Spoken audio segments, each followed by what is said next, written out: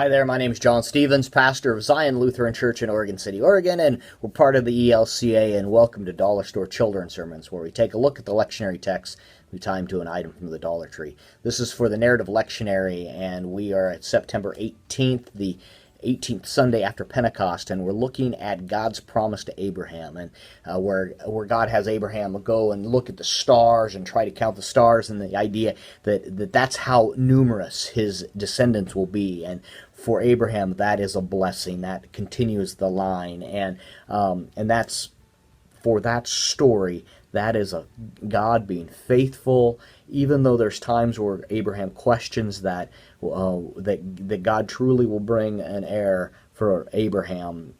God's promise is secure, and so I'm focusing on the idea of God's promises to us. And this children's sermon really comes probably with credit to Lowell Steim, who was a professor, a teacher of mine at Lutheran Bible Institute, where in the Pentecost where he talked about this blessing. And I still remember him walking in, taking off his shoe, and pouring sand out of his shoe and saying, when Abraham is made this promise, when God makes this promise to Abraham that everywhere he goes, he lays down, he counts the stars, he sees God's promise. When he walks the sand, when he's walking in the desert, when he's walking, he pulls off his sandal or he pulls off his shoe and he sees the sand, and he's reminded of God's promise. And so got here a bag of sand. That's what I'm using, a bag of sand. And the idea is that God's promises to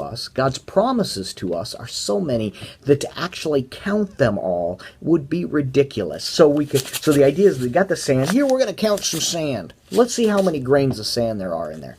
It's ridiculous. You pour a little bit, 1, 2, 3. It's a ridiculous thing. And they find it funny because there's no way that you can count the amount of sand.